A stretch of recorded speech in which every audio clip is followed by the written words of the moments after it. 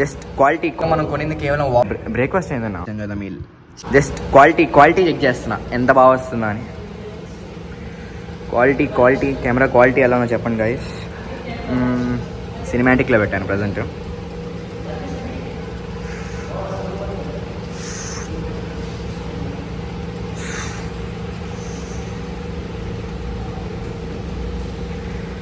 మనం blog purpose మీద మాత్రం మనం ఫోన్ కొన్నాం అనమాట. దానికి మించి ఇంకేం లేదు. నో షో ఆఫ్ అంత లేదు. అంతా షో ఆఫ్ కోసం కొన్నాం అనుకుంటారు, లేదు. కేవలం మనం కొనింది కేవలం బ్లాగ్ పర్పస్ మాత్రమే ఫోన్ కొన్నాం. క్వాలిటీ కంటెంట్ ఇవ్వడానికి కోసమే బ్లాగ్ కొన్నాం. That's it. బ్రేక్ఫాస్ట్ ఏందన్నా చెప్పరా? ఎగ్ దోశ. తర్వాత మధ్యాహ్నం ఏం తింటావా? చికెను ఎన్ని గ్రామ్సా? మాస్ గేండ్రు వాడట్లా? నిజం చెప్పు. Hi guys, welcome to my channel అమంది ఫిట్ ఫ్రీక్. అసలు ఫోన్ కొనాలన్న థాటే లేదు.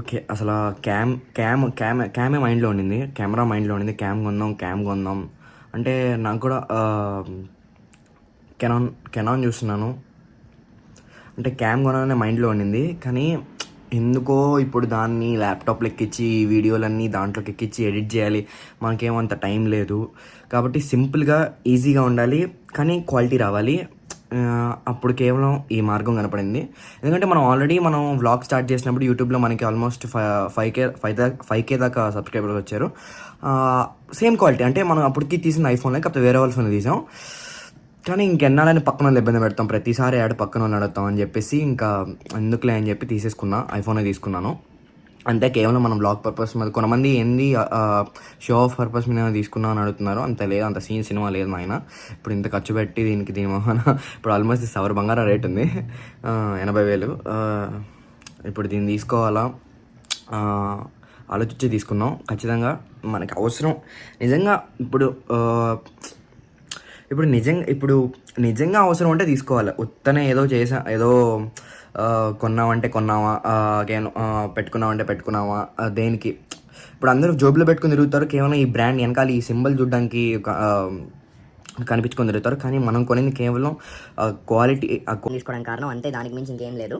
That's it, no more discussion. అంతే, దానికోసం కేవలం ఆ పర్పస్ మీద మాత్రమే మనం ఈ ఫోన్ తీసుకున్నాం అంతే. ప్రజెంట్ ఇప్పుడు నా మీల్ చూపిస్తాం. This is our meal. చూసి భయపడవాకండి, చెప్తాను. భయపడవాకండి. బేసిక్గా ఈ మీల్ ఏంటంటే మనకి 300 grams రైస్, 350 grams రైస్ అనమాట రోజు క్వాంటిటీ తినాల్సింది. ప్లస్ 300 grams చికెన్ ఉంది. ఆల్మోస్ట్ 300 కాదు, 350 grams చికెన్ ఉంది. నేను ఏం చేశానంటే ఆకలి వేసిందాక ఒకేసారి 300 grams రైస్ పెట్టుకొని తినేసాను అనమాట. కాబట్టి ఇప్పుడు మిగిలిపోయిన 50 grams మిగిలిపోయిన ఆ చికెన్ తింటున్నాను అనమాట అంతే. ఇంకేది చికెన్ క్వాంటిటీ ఓకే 100 grams ఉంది. ఇందాక 250 grams తినేసాను ఆకలి వేసి. ఎందుకంటే ఎక్కువ చాలా ఆకలి వేసింది కాబట్టి అలా తినేసాను. దానికి ఇప్పుడు అంత తక్కువ ఉంది అంతే, దానికి మించి ఇంకేం లేదు. భయపడమాకండి. అంతే guys, meet in the next blog. Until then bye. ఇంకేం బ్లాగ్స్ కావాలి కింద కామెంట్ చేయండి. నెక్స్ట్ అయితే ఒక రెసిపీ ప్లాన్ చేశాను, అది పోస్ట్ చేద్దాం అనుకుంటున్నాను. మీకేం కావాలో, ఎలాంటి టైప్ ఆఫ్ కంటెంట్ కావాలో కింద కామెంట్ చేయండి. ఇంకా మన ఛానల్కి ఏమైనా వస్తే సబ్స్క్రైబ్ చేసుకోండి మంచి ఫిట్నెస్ కంటెంట్ కోసం. Until then see you, bye.